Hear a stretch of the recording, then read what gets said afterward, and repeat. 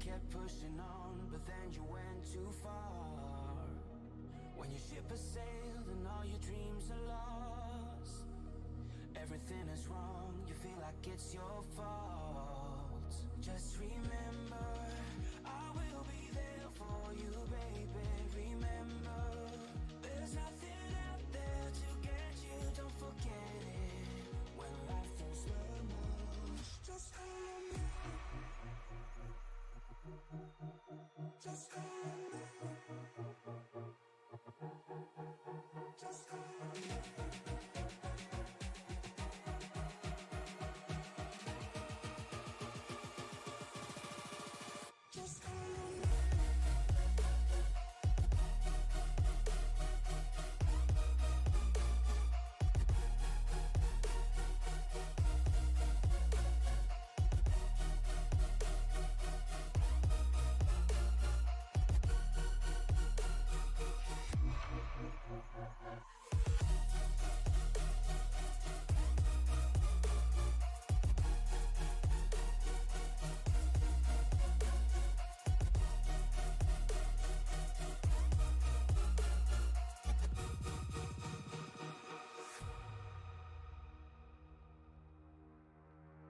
You're stronger now than you ever been.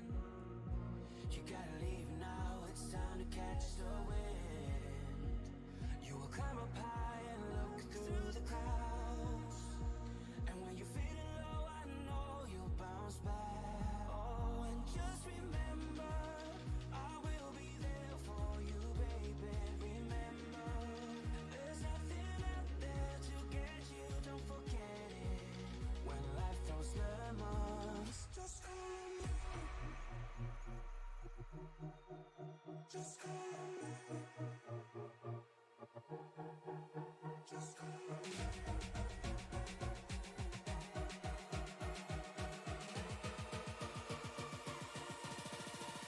Just call on me.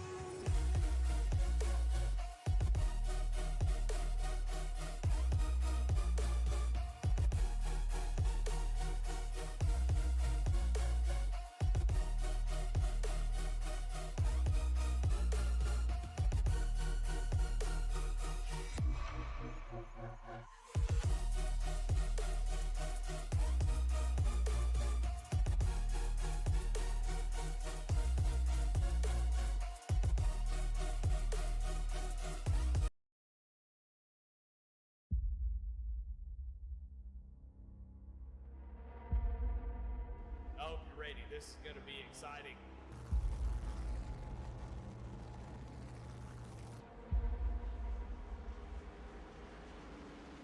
Here we go, car starts up, we go. Green flag is out and we're underway.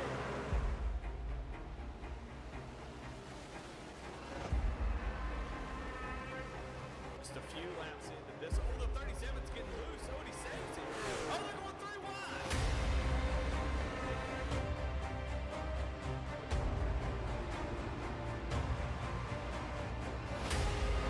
We've got a 5-way fight for the win of this race coming to 4 laps to go.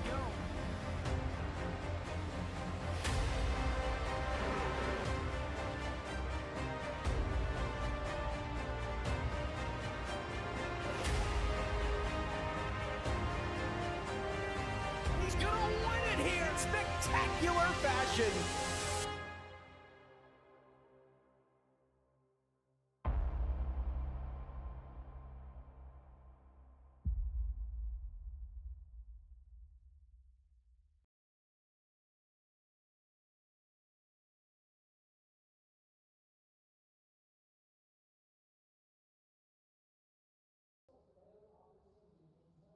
Hello and welcome, race fans, to the Goat Locker ARCA series presented by Glove Station here at the Monster Mile in Dover, Delaware. I almost said Dover, Maryland, because it's my hometown track, and I get excited because of how close it is here to Maryland. But none other. Got a 105-degree track temp here at Dover, so with the concrete and everything of that, it's going to be loose as a goose, and we're going to have a ton of fun here, and certainly it's not Dave doing the opening. I apologize. It's just me, Jordan, usually the co-host. I am the host. Here tonight is going to be Colin McDonough joining me in the booth. Colin, how are you doing tonight? I'm doing great, Jordan. I'm stoked to be here at Dover because you mentioned it's a home track to you. It is also a home track to me. I'm north in Jersey, and I love this place, man. It's gonna be loose off a turn two. I'm excited to see how everybody handles that because the track temp is quite, it's cooking. Absolutely. So, Glove Station ARCA Series returning to Dover. Jake Ellingson dominated last season. He led 87 of the 108 laps that they ran before being caught up in a late race incident. Took it to both green-white checkers to decide the winner, which in the end ended up being Chance Taylor, I believe, also won here in the... No, that I'm wrong. I am completely wrong. Chance Taylor won at Daytona, I believe. So, getting my racing mixed up, but certainly Chance Taylor was strong throughout the season for the beginning part. But he led the only and most important lap of the race, the last one, locking him into the playoffs with Mike George and Brandon Wallace bringing second and third. Last week, Andy Kurtz found his way into the winner's circle and pulled himself into the playoff championship four there. Jeremiah Holt also securing himself on the AM side of things in the championship four with his win there as well in Michigan. On the pro side, Chris Morris and Eddie Smith practically have locked themselves in based on points, which leaves just three drivers to decide the final spot. Those three drivers will be Brandon Wallace, Timothy Wilmus, and Jacob Ellingson himself. But, anything is possible. And then on the AM side, it's a wide open battle as 5 remaining AM drivers are within 10 points of each other. So certainly these guys are going to get out here, get ready to fight for a position into the championship. And I mean, Miles the Monster at any point in time can rear his head and, grab one of these cars up. And certainly with a track that's kind of self-cleaning here at Dover, kind of treacherous. Some one-man spin-out can certainly pile up the field in a heartbeat. Yeah, it's so easy, especially coming off of turn 2 and turn 4, to, the car in front of you maybe gets loose, tags the ball, checks up real hard, and this accordion effect down the whole field if you're running, kind of close in proximity in the pack.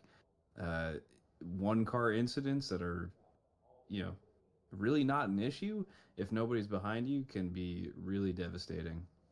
Absolutely. Well, it seems as though everyone has taken a time, so it's going to bring us over to our Pole Award winner, which is going to be none other than Chris Morris Jr. in the 81, as he is the Jam Printing and Promotions Pole Award winner here out of Plainfield, Indiana. They are local and veteran certified.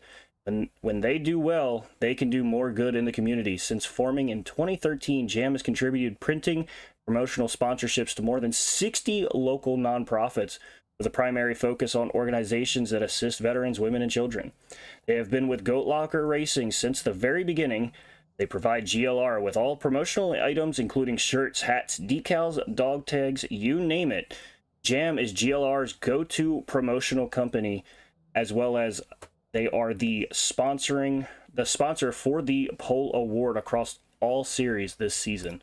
And certainly, once again, Morris Jr. getting that Pole Award. I do not see Morris in any of the chats here, so I'm not going to be able to get a word in with him, but certainly going to go through this lineup here.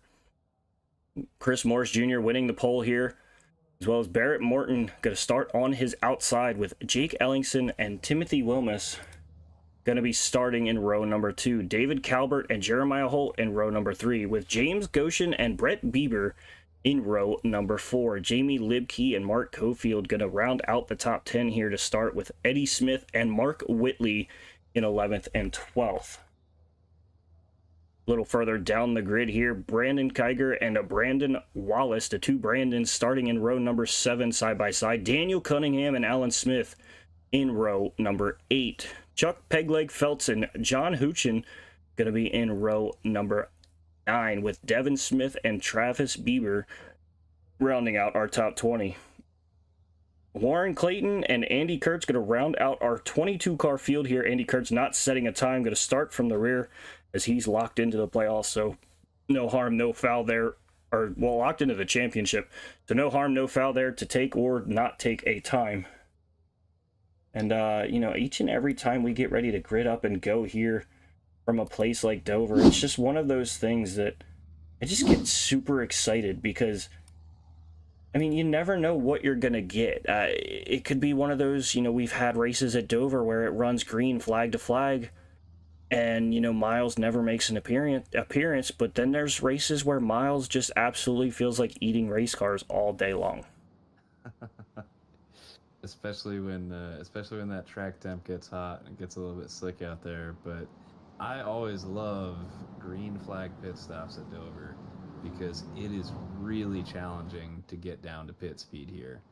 It's, you know, some drivers will pull off down the backstretch and, you know, check up right there, and others will get really aggressive and try to, you know, throw the thing down from turn 4 on the brakes hard. So there's a lot of time to be gained and lost, but huge risk. Absolutely. And I mean, it's one of my favorite things to see too, because I mean, you can watch the car kind of bobble back and forth as it tries to get down the speed. And then once they hit that apron, I mean, you're just basically, as a driver, you're praying not to slide around. But now, getting ready to come out of turn 4, the pace car is going to leave the racetrack. The only thing left to do is to wipe the visor and adjust the 5-point harness. Grandma, grab your popcorn and honey buns, settle in. Race fans, it's show time! Sorry, I had to do it, Dave. I never got to do it, so I had to take it here as Barrett Morton heads down into turn 1 and takes a commanding lead here early over Chris Morris Jr.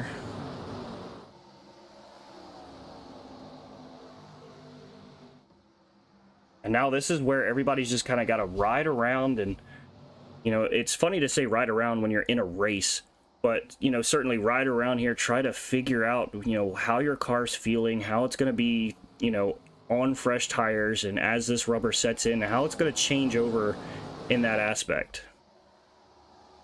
Yeah, the track certainly evolves a bit here, but on fresh tires, it can be really brutal to get going. Yeah, Barrett Morton goes fast time with a 23.32.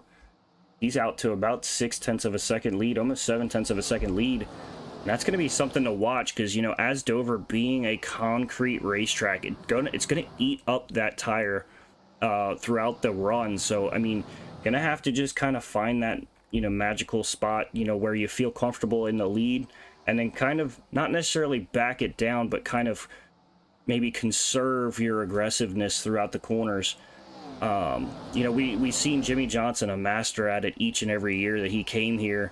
You know, I believe 11 total wins at Dover alone. So, you know, a master class at, you know, running this track. And certainly Barrett Morton has that idea. He got out to that 0.6 of a second lead and kind of just, you know, equalized it, and now just running his race. Yeah, it's not an easy track to pass at either, especially if your tires are cooking. But it's good to kind of get out in front and then, you know, reel it back down and try to manage your tires from there on out. And just as I was going to talk about Jeremiah Holt, Cofield up into the wall here. Sitting backwards, looks like James Goshen into it. Devin Smith as well. So AM drivers fighting to move on in the playoffs, in some trouble early here. We're going to take a quick look back at it here.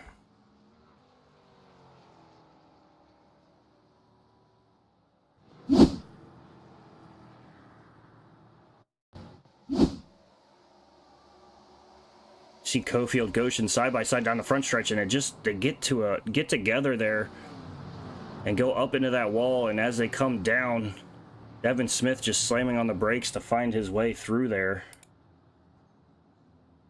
and avoid any kind of incident. Came to a dead stop, said he wasn't going to get touched.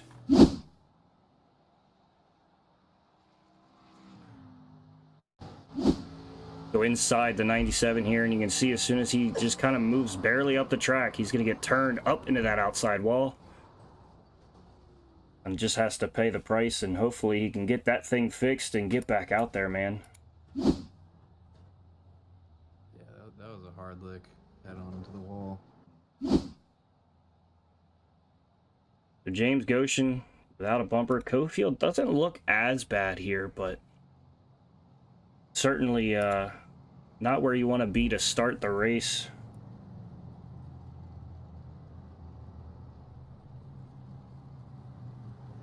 I want to give a shout out to our title sponsor here of Glove Station. At Glove Station, they are committed to providing quality gloves and protective gear for a wide range of your daily activities and jobs. From tinkering on home DIYs to working in industrial environments and everything in between, we've got you covered. With the endless amounts of safety products on the market, they want to make it effortless for you to find the right protection for your needs. And I gotta say, Glove Station certainly has some really nice gloves. And I believe the last time we were here, you talked about they had gloves for culinary stuff. That sounds like something I would talk about if I knew about it. But that sounds pretty awesome, if I'm being quite honest. yeah, so I mean, I'm Glove. gonna have to give them some love. Absolutely, Glove Station in general, wonderful place. They've been the title sponsor for the ARCA division here. Getting ready to set these things back up. We're gonna stack them up side by side and get ready to go back green flag racing. As Barrett Morton still in control here at the front. Chris Morris to his outside. Jake Ellingson directly behind Barrett Morton and Timothy Wilmus. Timothy Wilmus and Ellingson looking to get themselves into the playoffs. So, you know, get into the championship. I keep saying getting into the playoffs, and it's like I'm so excited about the playoffs. I keep just saying the word playoffs. Like the old football commercial. Playoffs?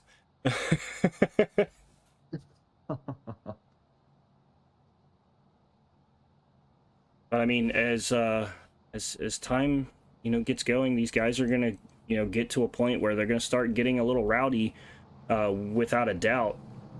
And I mean, I look for Ellingson and Wilmus to definitely push the envelope. As you know, Morris a little more comfortable.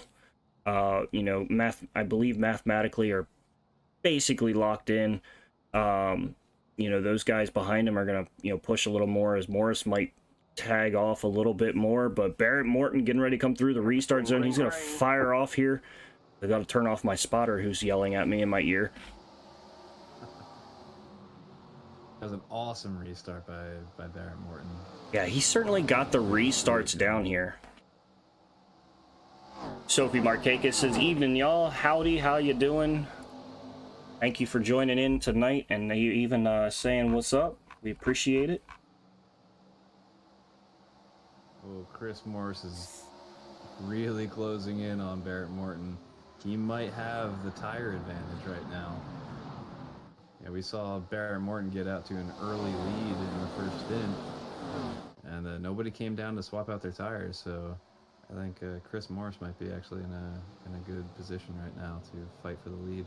Yeah, absolutely. And I mean, it's one of those things where, you know, you get that first little bit of a run in, you start to understand how your car is reacting and how it's going to run. And certainly, I believe that's what he's thinking. Someone who's got it figured out right now, though, going 23-25, fastest lap of the race, is Mark Whitley. And certainly, you know, with missing last week's race, it's not going to be consecutive as far as on the schedule, but this man has won every race that he's been in, that I've had the pleasure of viewing and watching. And I mean, he's on a hot streak, 6 truck wins in a row, and this would believe be 5 if he could pull this off. So he's on a 4 in a row in races that he's in. So Whitley, one of the dominant cars through the series here late. Yeah, definitely one of the fastest cars on track. Obviously went purple, but still consistently clicking off lap times that are, you know, competitive. Expect to see him moving up through the field, but like I said earlier, at Dover, not the easiest place to pass on. If you find that you like the middle line, you like the high line, you like the low line, it's hard if somebody's on your line to try to figure out, well, how do I run the other one? Absolutely. And it's one of those, you got to kind of wait for these guys to migrate to different lanes. With only being 100 laps, I'm not sure if we see them migrate up or you know, higher or lower. But it's one of those things where, you know, it's a I don't want to say multi-groove, but we see a lot of guys run that way outside high line, get some good runs and momentum, then some guys that are able to throw it into the corner a lot harder and run around the inside line. And it's kind of a back and forth with that. Let's taking a peek here at Jeremiah Holt. He's followed by Brett Bieber, David Calvert, Jamie Libke. All four of those drivers trying to find a way into the playoffs, as Holt is the only locked in one as we speak right now. It looks like Ellingson going down through the inside here on Whitley. Whitley on the outside fighting to try to take the third place position from Ellingson. Does make the pass. Bry Ellingson says hello. Charge right now.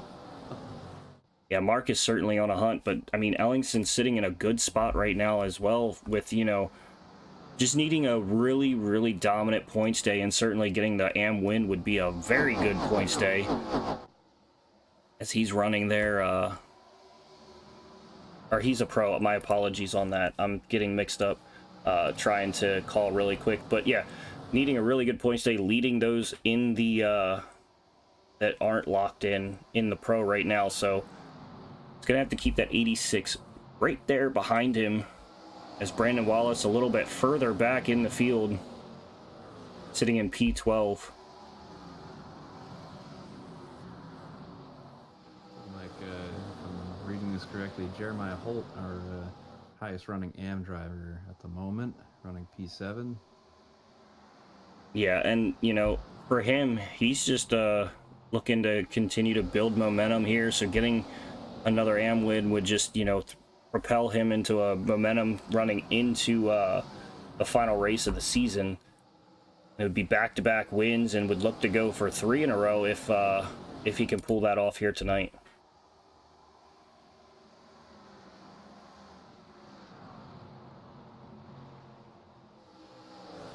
So Jordan, who do you have your eye on right now?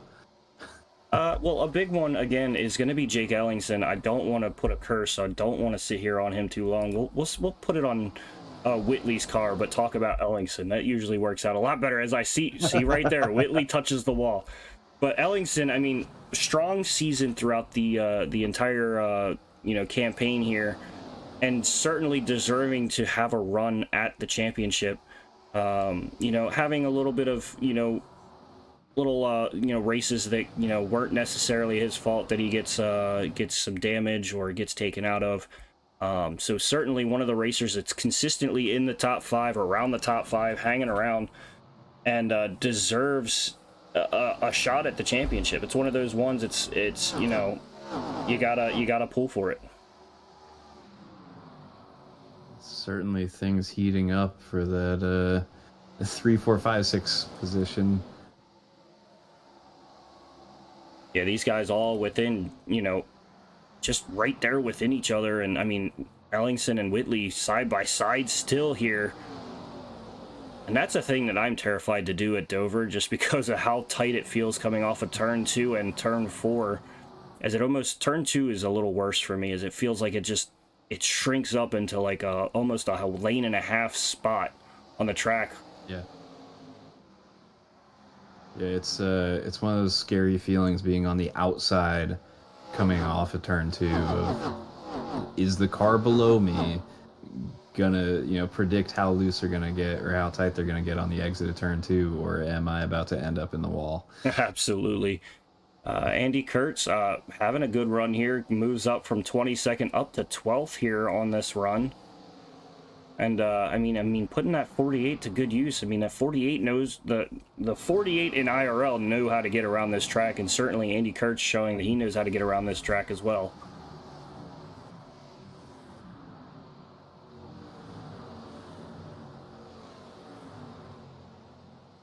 Oh, further back there was a little touch with Alan Smith. Oh, it looks like Hoochin grabbed the wall a ton there. As you can see, that right front fender all busted up. And that's what I was talking about with this track, is you just wash off the corner and grab the wall. He's bobbing around. That thing definitely has some right front damage as far as the wheel itself goes. Maybe a little aero problem, given the bumper being kind of chopped off there. Devin Smith moving up into the 19th position, just trying to find a way forward. Once you get damage on these long green flag runs, it really becomes a challenge of learning how to drive your damaged race car until you can get back down to pit road and have the crew take care of it. Yeah, and especially at Dover, where Dover's, you know, you're already loose and on the edge of out of control. You add some damage to it, it's going to make it a little bit more interesting and a little bit more of a, I don't want to say fun, because it's certainly not fun, but, oh, Whitley grabbing the wall hard there.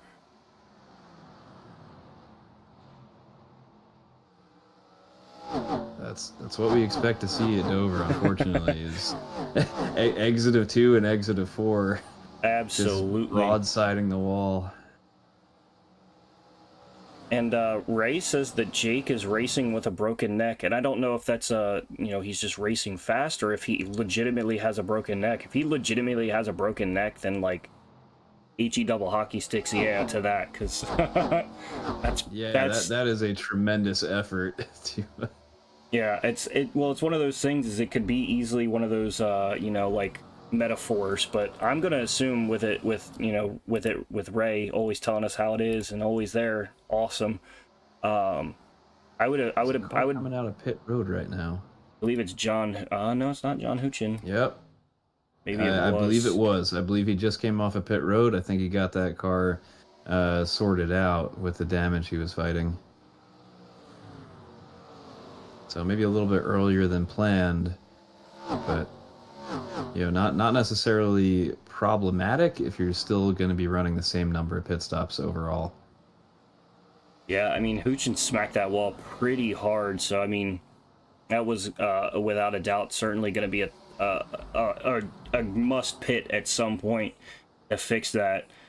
And with this track, I mean, it's such a slow pit road for, these guys going 160 down the straightaways. It's only a 35-mile-an-hour pit road, so, I mean, you can lose almost 3 laps taking a green flag pit here. Yeah, it's brutal. I think it's probably one of the most, percentage-wise, most drastic speed differentials between your backstretch race speed versus your pit speed. Yeah, and it's one of those that you can, like we were talking at the top of the hour, you can make up a ton of time trying to throw it down pit road, but it's one of those that a wrong move and it's gonna simply throw itself around, and that's going to cost you more than just the lap or two laps that you're going to lose on pit road anyway. Yeah, you can lose a lot more coming onto pit road than you can gain. And finding that perfect balance of how hard to push the car onto pit road is, that's what separates the great drivers from the good. Yeah, and I mean, someone who I feel like despises this pit road is certainly Kyle Busch. I feel like each and every time they've come here, Kyle Busch has some kind of tire issue or getting on the pit road issue, and for one of the greatest drivers in the sport, over his entire career, he doesn't have a lot of fair races for him here at Dover. Everyone's got either their Achilles heel or just that one place that they always seem to have bad luck at. Oh, absolutely. See Calvert here trying to get by the 74 of Whitley. Whitley fighting on the outside. Whitley falling back here, and this is one of the first times I've seen Whitley actually fall through a field, so it may not... Maybe Whitley's carrying some damage from tagging the wall off before. He tagged the wall pretty daggone hard, so I wouldn't be surprised here, but still... We also saw him light up the timing board early on, and maybe this is just tire fall off. Yeah, so I don't want to click on him because I don't want to give him any bad luck, so we're going to ride along here, but Jake Ellingson is legitimately racing with a broken neck and a broken wrist. Was in a car accident. Was in a car accident last Thursday, so I want to wish him a recovery for that. And I'm sorry to hear that. I'm glad that he, it's one of those things you know when you talk about car accidents, you're glad that it's only some broken bones. So glad that he is okay. And now, I mean, that right there. That's a story that you want to, that, you know, everybody in front of him just needs to, you know, move out of the way. Just, I mean, that's the most metal thing I've ever heard. Yeah, no doubt about that. It's one of those things. It's you know, me being a wrestling fan, it just makes me want to say, you know, I won Olympic gold with a broken freaking neck.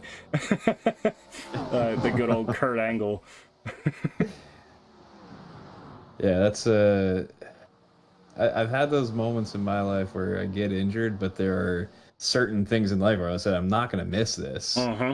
And you know, yeah, maybe this race at Dover is that I don't care how hurt I am, I'm not missing this. Absolutely. And I mean, Eddie Smith here powers through the top 5, takes over the race lead here, taking it from Barrett Morton.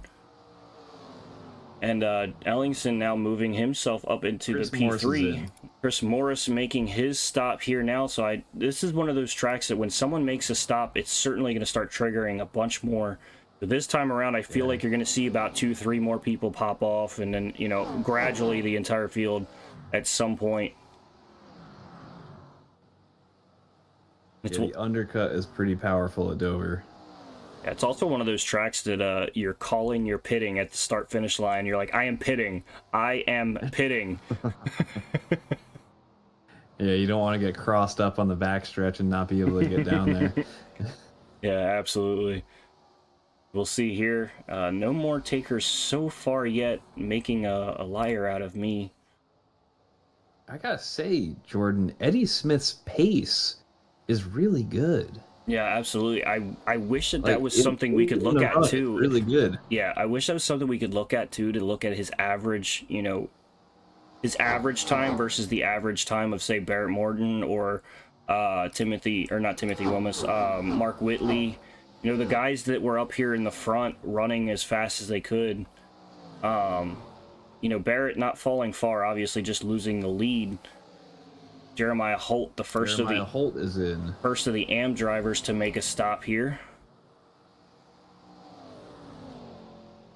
But it's one of those things where it's like, I'd like to see the average lap time, because that would show you, you know, if he's a second or so average lap time off of these guys at a certain point where he starts, you know, having stronger tires and everything. That's a big thing, you know. People are going to look at that and see, okay, well, we ran, you know, from lap 11 to 48, and, you know, Eddie Smith had a ton of speed, so, like, what was he doing? And, you know, you kind of think maybe I need to back it down a little bit, prolong the tire wear, and maybe even save a little fuel to go further, because if we get to the halfway point here, which I believe that's probably what Eddie Smith is going to be gunning for, is the halfway, he won't have to make another stop, as where Morris... You know, Morris might be one certain that you only hit a one stop saves you a ton of time. Like you mentioned earlier, how slow pit road is, and you can, is Eddie Smith? He blinks, he's in this lap. Jake Ellingson following in suit right behind him as Barrett Morton retakes the lead here. Looks like Calbert, Kurtz, Libke, those drivers as well coming down pit road.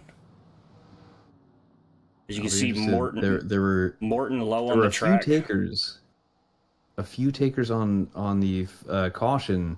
We had Daniel Cunningham come down, so that was someone not involved in the incident on lap 7. Whoa! And you see right there behind was Travis Bieber coming in hot, and that's what we were saying. Such a hard pit road to get onto.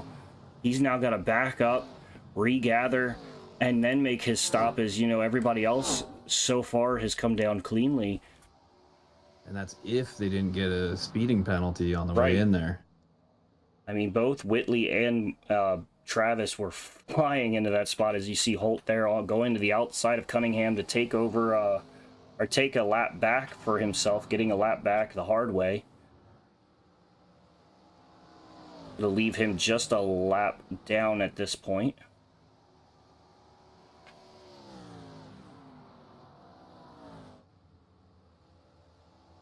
Daniel Cunningham, kind of clever to go in on that early caution, because you'll be able to have fresher tires on your second stint.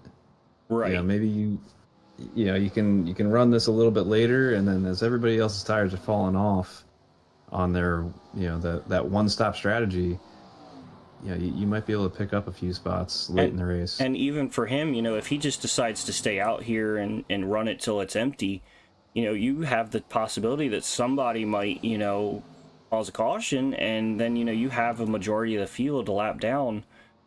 They get a wave around for 1 lap. Some of these guys still 2 laps down, back in 12th place, Libkey down 2 laps still.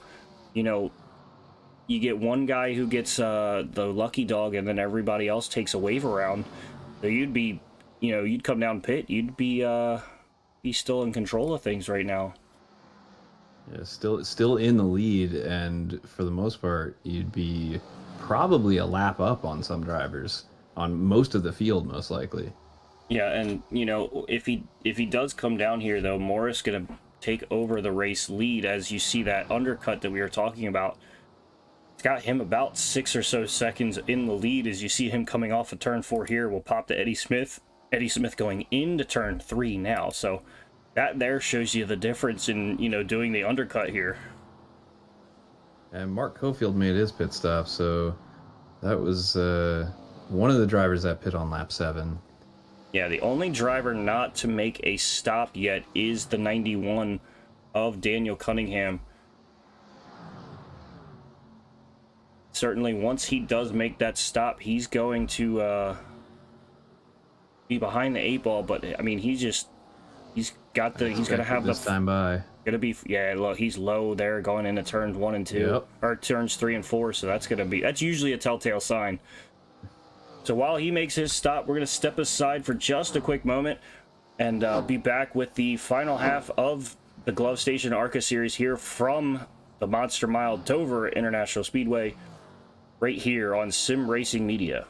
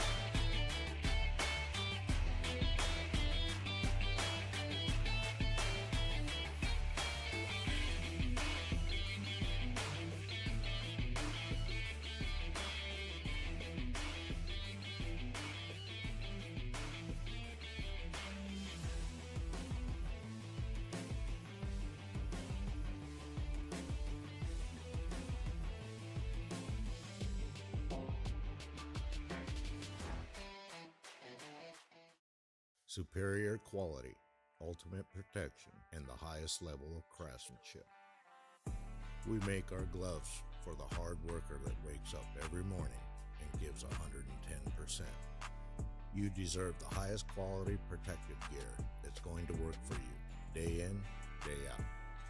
We know it can be tough deciding what companies to trust for your hard-earned money. It's all in our name. We've mastered our craft to help you master yours.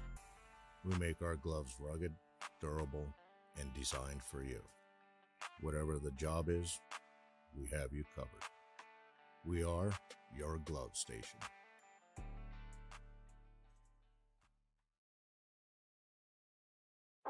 A thriving job market and low cost of living, plus a wide range of veteran benefits, make Indiana the perfect place for veterans of the United States military to call home. InVets can help you find that home. We're an organization started by veterans to help former service members transition to civilian life in our state. InVets can help you find the community with the career opportunities, housing, schools, and amenities that fit your lifestyle. To learn more about InVets, visit us at invets.org today.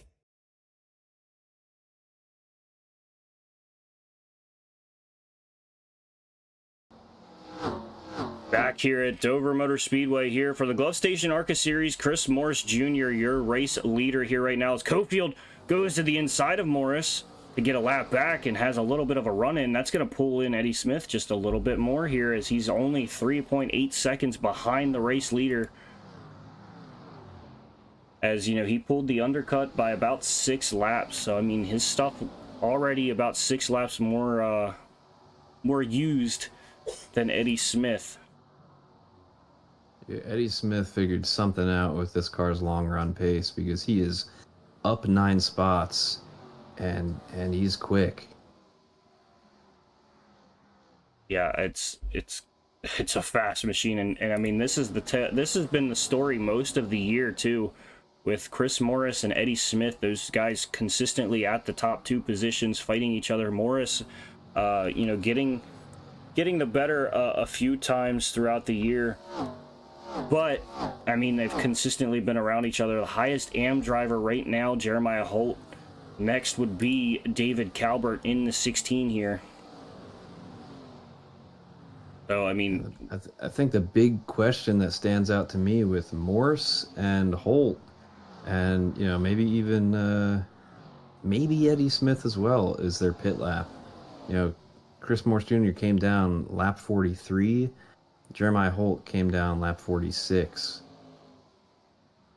So whether or not they can make it to the end without another pit stop, you know, a little splash and go or something, I'll be eagerly awaiting the last handful of laps of this race. oh, absolutely. I mean, Morris would have to probably be running on fumes at that point, unless he can save a considerable amount. But with Eddie Smith trying to run you down, I mean, you don't want to try to save all that much, just because, I mean, he's going to be on your back bumper at some point. And, I mean, all over your back bumper. There is always that danger of trying to strategize with the assumption that, oh, we'll probably get another caution. That caution may never come. Absolutely. And I mean, if you're banking on it, it's gonna burn you. Yeah, and then you're gonna end up leaving a set or 2 sitting there on the pit wall, and wishing that you could have been able to take them, you know.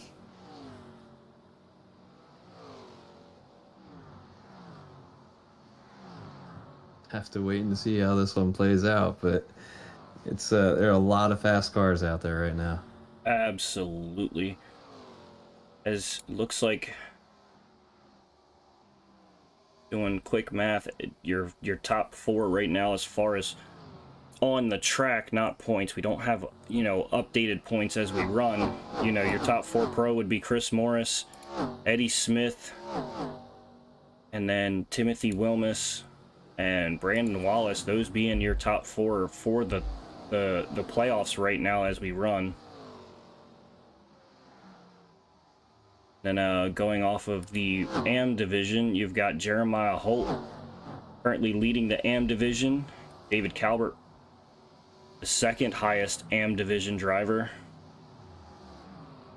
And Mark Cofield a little further back than that. So again, these AM drivers all fighting here. And I mean, Jeremiah Holt's been one of those guys all year long that I've continuously said I think he would be one of those guys to get up there and pull away a win from a pro driver. And I mean, with how things are right now, it's going to be a long uphill battle with just over 25 to go here from Dover. It's going to be an uphill battle, sitting about 10 seconds off of the leader, but I mean, again, was in 3 laps later than him. But then Eddie Smith just about 8 seconds ahead of him there, is sitting, you know, with 3 lap fresher than him. So it's going to be an uphill battle and going to need a little bit of help. But I mean, if those 2 get up there racing side by side, Eddie Smith and Chris Morris, as Eddie's now within 2 seconds, you know, he gets up there and starts racing side by side with Morris. It's going to be a thing that could possibly pull, you know, Holt into the conversation. Yeah, you wonder whether or not Chris Morris is trying to save a little bit of fuel, trying to make it to the end, knowing full well that Eddie Smith pit right about the halfway point.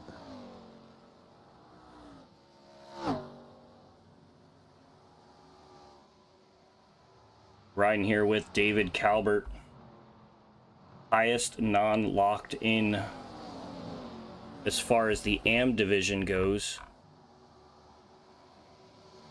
And I mean, Calvert's been running really good. Was added to the round of 8 as, you know, he applied for the waiver, got his waiver, was able to race in the playoffs still. And, you know, he does have 3 wins this season as an AM driver, and matches, you know, Holt's, you know, 3 race wins as well. Holt looking to add a 4th to that. So, I mean, Calvert and Holt, certainly the top 2 right now as far as, you know, in contention for the championship. The other 2 spots will be dependent on points. But, I mean, as far as top 2 in the AM division, those 2 certainly going to be battling it out for a championship as long as things stay the way they are. But, I mean, those have been the class of the field, as, you know, again, as the AM division goes. It looks like further back, Eddie Smith had a moment coming off of turn 2. Maybe he was just trying to let Hochin by. Yeah, Houchin just right there in front of him.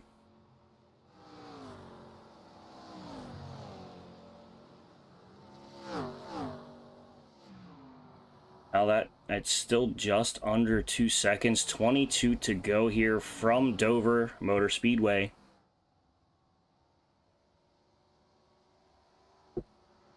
Time slowly running out, and there's been many of times where, you know, standing in those stands. Jeremiah Holt is in pit road. Jeremiah coming down. Does that mean, you know, is the 81 gonna have to make a stop, because he came in later than Holt? So unless Holt pit for damage, I think the 81 has to make a stop. It's gonna be an interesting thing. So you see here, meant to point out earlier in the race that the yellow spoiler and banner, that's going to be your AM drivers, aside from Barrett Morton, who is got his on his now from the, I believe, from the Premier Series, or you know, there was a reason why it was on there, and I don't know if it was just the scheme itself or not, but he does not affect the AM drivers, as Calvert looks down low there, trying to get a little sniff of the inside on Morton.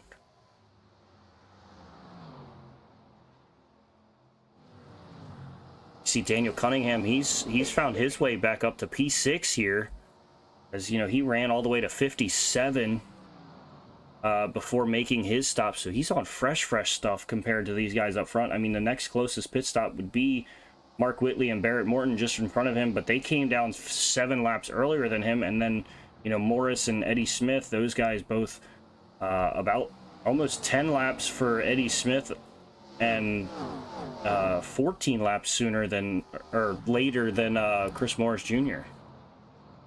As now Eddie Smith right there within 0.4 of a second. Whoa. Houchin getting out of the way there, as now Eddie Smith going to the inside. Side by side, Morris and Eddie Smith, as we've seen multiple times this season. Eddie Smith going to try to get him clear going into turn 1. Doesn't quite clear him, but clears him into corner. Now he's going to set sail, I believe. I mean, I think Morris is just probably on save mode at this point, just to get to the end here. I'm wondering if Jeremiah Holt said, there's no way that I can save however many laps of fuel I need in the next 20 laps, and that's why he came down. And maybe Chris Morris is, you know, looking at that fuel gauge and thinking, maybe I can save. Yeah, you start thinking to yourself, you know, I think I can. And you just kind of back her down and just try to get there, as it looks like he's actually trying to slow down to get to pit road. He's not. He was just letting them all by. The way he slowed up... I kind of wonder if he might be clutching in, you know, just clutching in early and trying to, you know, let the thing coast through the corners. Yeah, so, I mean, want to keep an eye here. He is still 11 seconds back, so would need about a second a lap, which is unheard of, especially at a track like Dover. But Daniel Cunningham, Chris Morris is in. Yeah, Chris Morris coming down. That's going to move everybody up a spot that's behind Eddie Smith. So Whitley going to move into P2 here. He is about 11 seconds off of Eddie Smith. So these guys right here, 1, 2, 3, Mark Whitley, Morton, and Cunningham, 11 seconds each off of the race lead. But, I mean, out of those three, Cunningham came down lap 57. And, I mean, it's a ton of time to try to make up, especially with Eddie Smith, how dominant he has been with the runs that he has been getting. Or the long run pace that he's been having. It's going to be tough to track down that car. Yeah. I think Cunningham, if Eddie Smith has to save it all, I think there's a chance that Cunningham can get there. And I'm just thinking here in my mind, you know, Morris had to pit, Holt pit. They came down 46 and 43. Was 49 just a smidge too early? Or does he have, you know, 51 laps he can run there to the end? It's a fair question, but I have a strange feeling that, you know, Morse and Holt probably realized, I can't save that much. Let me go get a fresh set of tires and just make the stop now. You know, let me stop the bleeding and get some fresh tires. And then if the caution were to come out, then they can stay out. Yeah, and it looks like Morris still just now getting the pit. Did Morris came down a third time? I wonder if he got a speeding penalty. Oh, he had to have gotten a speeding penalty in that case. Which is just an absolute tire deflator there. That's a tough break.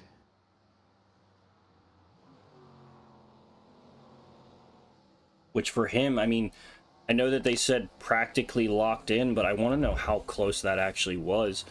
As we'll take a peek here. Chris Morris is showing a black flag, and that must have been so either on pit entry or pit exit. Morris was about 22 points up into the good, so I think he might still mathematically be okay. But certainly probably a big breath to be able to you know, come off pit road and you know, still have the possibility of making it. I don't think he can fall far enough. Dude, Jordan, the battle for P2 is hot right now between Mark Whitley, Barrett Morton, and Daniel Cunningham. Yeah, absolutely. This is wild. Yeah, these guys are door to door, and this is one of the first times we've seen Whitley fighting this hard for a P2. Normally it's for a P1, so Whitley, uncharted territory in my my eyes, as far as he's, you know, him being in this series. He's sitting P2 right now. Morton looking to try to take that from him, and Cunningham just hoping these guys maybe get a little touch together. Yeah, I kind of think that Daniel Cunningham got stuck behind these guys. If it weren't for them duking it out, I think he would have gotten through and been chasing Eddie Smith down right now. Yeah, and like you said, it's hard to pass at a track like this. It's not really any places to go. You have to get the run at the right place, get your nose in, kind of move the guy up the track just a touch. Chris Morris actually goes fastest lap of the race with a 23:23, and I feel like that might just be frustration. That's fresh tires, low fuel, and and a lot of anger. Yeah, so I mean, go fastest time of the race, and I mean Eddie Smith at this point, if he was even questioning fuel, which again you talked about how those guys may have just seen that they weren't going to make it, they were going to be probably a lap or two short, and decided to stop the bleeding. Eddie Smith just at this point on a cruise, and Morris goes fast time again. Yeah, Eddie Smith at this point, if he's close on fuel, yeah, he can clutch in, and you know that 8-second interval back to P2 gives you a lot of breathing room as far as trying to make it to the end. Yeah, absolutely. Is now Cunningham looking to the inside of Morton causes Morton to have to back out of the battle with Whitley for a moment. Now it's right back to the back bumper as Eddie Smith's going to come off of turn 4. Going to put us to white flag in the air. One more lap for Eddie Smith to claim victory here from Dover Motor Speedway, as now Whitley, Morton, Cunningham, they take the white flag. One more lap to see who can come P2 and 3. And these guys have been all over each other this whole last bit of a run. And I mean, it's been a heater, but off turn 4, no contenders. Eddie Smith gonna win here from Dover Motor Speedways. He takes a nosedive into the wall. I don't know if it was necessarily slow on off of purpose. 4. Cunningham gets by Morton. I want to go back and take a look at that, because making the call for Eddie Smith. We'll go back here to Mark Whitley and these guys as they come through turns 3 and 4. Off turn 2. And I'm not sure the replay if it puts us a lap back or not. So now they're going to be taking the white flag this time around here for these guys here. You see Morton all over the back bumper of Whitley through turns 1 and 2. Now you see Cunningham kind of backed up there to go make a run at these guys. Patiently waiting. Morton to the inside of Whitley. And it looks like those guys, Morton having to check up maybe. Oh no, Whitley grabs the wall, slows in front of Morton, and allows Cunningham to get a run off the back there. So absolutely insane here. As Eddie Smith was the winner, we'll keep it here on this white flag so we can still see the burn it down there for Eddie Smith. We'll get a conversation with him just here in a moment.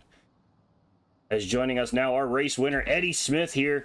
Eddie gets it done at the Monster Mile, and Eddie, I mean, that's got to feel great headed towards the championship race there, brother. Yeah, man, what an awesome race. I'm so excited to get this win. I love Dover, and yeah, what a way to get it. Man, I can't believe how excited I am right now. Yeah, absolutely. And I mean, Dover's one of those tracks, you may love it, but Dover doesn't probably love you usually. But here, it shows you love. You don't get eaten by miles. And, I mean, certainly you wish it was in IRL so you could take home the Miles the Monster Trophy. Yeah. Yeah, just tonight was really cool. The fuel mileage game, we were talking about it before or during the race. We thought there'd be a lot of caution just because of the way this car drove. And, yeah, I mean, we got that early caution and thought, well, that'll be how tonight will go. There's too much on the line. And I told Daniel Cunningham, I said, it'll be a miracle if we go to the green. And, yeah, we were just looking at the fuel. Daniel said, I think I can make it. And I was looking down before we went green. I thought, my gosh, it's going to be close. And, man, just the whole time, as soon as the drop of the green flag, I started clutching it. Or no, when we went back green, just started road for a little bit. I actually was able to run down the leaders and get by them, and felt like I had a pretty good piece on the long run. And we came down pit road, and yeah, as soon as I came out of pit road, it was clutch the whole time. I was like, I think I don't know if I can make it or not. I'm not sure. And so I was clutching it the entire final run, 50 laps, and making pretty good speed. I was impressed how well the car would handle under clutch. So just trying to stay committed to it. Luckily, some guys had some issues that kind of gave me a lot of breathing room to do that without having too much pressure. And yeah, man, I'm so excited to finally get a dang win. I've got second so many times this series, and what a time to get a win. So right before the Final Four. Yeah, this is I'm gonna enjoy this one for sure. Oh, absolutely. Yeah, you certainly had the car for the long run. It's also momentum builder for you for going into the championship race. And not only that, out of the races that I've covered here on SRM across the truck and ARCA, aside from Andy Kurtz winning last week with Whitley not being there, you are the guy to win a race that Whitley is in for the first time. Oh, man. So, I mean, well, cool. Yeah. Certainly take that little bit and maybe just be like, hey, I got you. You knocked him down. And again, I mean, I am worried about 3 guys now. Oh, absolutely. Those are the people I've been racing, and that's sort of my whole playoff since Whitley got here and he showed that he had a lot of speed. It's like, okay, just be aware I'm not racing him. I don't have to beat him every week. Maybe next season, I have to worry about him a little bit more, but I don't have to. I can finish second to him and it'd be fine.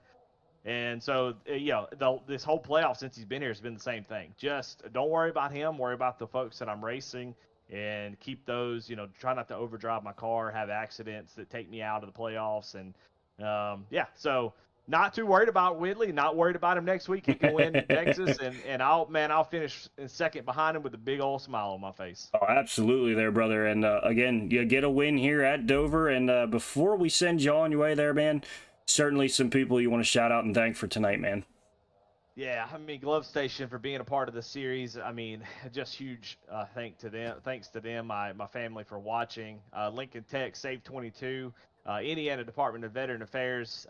Make sure that you send a text message to 79848. Send Goat Locker to 79848. Doesn't cost you anything. We're not trying to get any money out of you. It just lets Indiana Department of Veteran Affairs know that Goat Locker is a worthy partner. And we know it's true. Everybody that's here knows it's true. You guys in the booth know it's true. And we need to make sure INVA knows that Goat Locker is the real deal. So if you could text Goat Locker, one word, to 79848, and tell all your friends and family to do it. Doesn't cost anything. You can immediately get out if you want to, but just let them know that we have some reach, and we appreciate if everybody did that. Absolutely. And I have the graphic as well that I'm going to show at the end of the broadcast just to, reaffirm that for you as well. Again, text Goat Locker, one word. And I don't believe the number was on this post that we have here. It's just the QR code. So if you could say the number one more time for me there, brother. Yeah, sure. 79848. Text Goat Locker, all one word. GOATLOCKER. Not Goat Liquor. Goat Locker. 79848. Send a text message. Doesn't cost a thing. And that helps out Goat Locker a lot. Hey, thanks, you guys. Sorry I went long. I appreciate what you guys do. No problem, man. It's always a pleasure talking to you. And once again, congrats on the win there, brother. Thanks, guys. And next up, I believe that you have Mark Whitley with you now. Hello, Mark Whitley. It's Colin and Jordan in the booth. Do you have a copy? Yeah, I got you. Congratulations on a hard-fought P2. Take us through that race. How was it for you in the car? Well, could have started better. Qualifying run, the car was so tight. I just messed up. My first lap, I was just going to be a throwaway. Second lap, I just pounded the wall and, started in the back. I charged up really quick. I was kind of worried that the tires were going to fall off, but I didn't think I was pushing them that bad. Got up, up front, and then we had that caution. I thought about pitting. I know some of the guys in the back did. Hindsight, I wish I would have, but rest of the race goes green. That into that first run, I was struggling real bad. I mean, it felt like I could turn better with a dump truck. So I think I just killed the tires. This track's always kind of weird with me sometimes. It feels like you're not really burning the tires up, and all of a sudden you're half a second slower than everybody else. So after that, it was just about making it to the end on one stop. I think that's what me and Daniel were both doing. We were playing possum when we were both saving, and one of us get in front of the other one. And toward the end there, I knew it was going to be everybody else started pitting, so I knew we were battling for second. And if Eddie ran out, that was going to be the win. So I think we both started picking it up a little bit, trying to just put a little bit, just make it where we didn't have any extra fuel, and we were running really hard. And I think he was probably faster, but I just ran a really good line and was able to hold him off. P2's pretty good. Eddie just had something else. He was great on the long run, great on the short run. I don't think many people had anything for him tonight. Well, congratulations on P2. It sounds like you made the most of a tricky situation, tricky car to drive. And is there anybody you want to thank or give a shout out to? Now's your chance. Yeah, big shout out Brantley over at Harpoon Designs, giving me these awesome race cars. Had a hell of a streak to go start on here in this league. Ends with a P2, but hopefully we can get this Harpoon Designs Chevy back in the victory circle again soon. I got to thank all the partners here at the league, Jam Printing and Promotions, Broadcaster. Y'all put on a great show. It's always fun to go back and watch. Alexander's PCs, all the great sponsors that work with this league. It's always great to have partners here.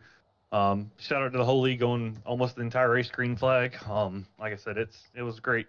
So hopefully we can do one better next week. Well, thanks for being out here. Congratulations. Sounds good. Thank you. That the voice of Mark Whitley for the first time being in a P2 position here on SRM. finishing in P3 and always a great time. And somehow, I mean, he just keeps coming around to talk to me for some reason. I can't get away from him. Is Daniel Cunningham.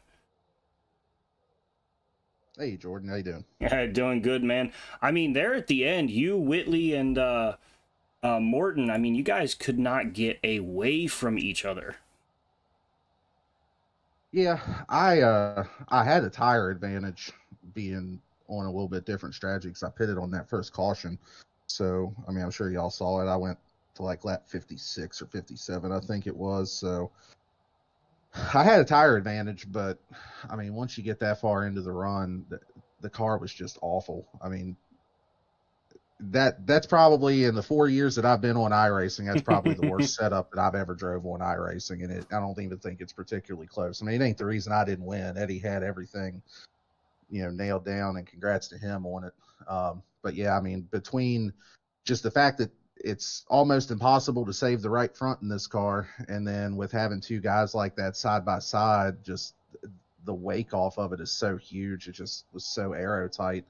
I mean, I was trying everything I could to get it to rotate and just couldn't do nothing to get a run on them. So about the only hope I had was, if they got together, or, maybe I could try to take advantage of, one of them getting passed by the other and then try to pick the other one off. But yeah, it's just, once you get that far into the run, even the, 6, 7, 8 laps, whatever it was I had, just didn't really matter. Yeah, and normally when we come to like a Dover, we talk about how loose and slick it was, but I'm hearing you were kind of saying it kind of got a little bit of a tightness to it. Is that what you were experiencing?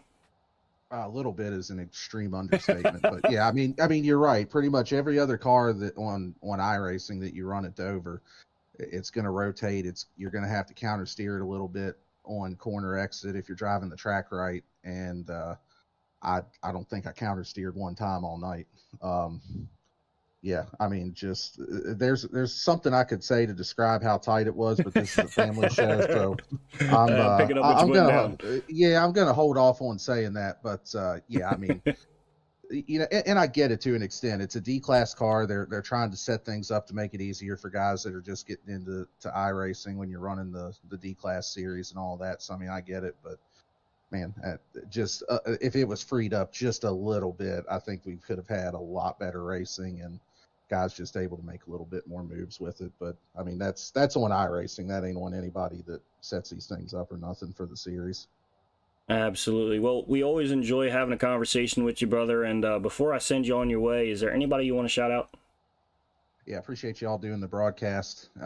Shout out to all the admins and work they put in, and get well soon to Jake Ellingson. He tried to use his fast repair in real life here this past week, got banged up a little bit, and I think he had broken wrist and vertebrae. So hope he gets feeling better soon, and at least he was able to still be out there with us tonight. Thanks to all of our league sponsors and everybody that makes this thing go around, and appreciate all my teammates over at Bandits Motorsports. Absolutely. Well, thank you for your time there, brother, and maybe we'll catch you next week, man. Yes, sir. Appreciate it.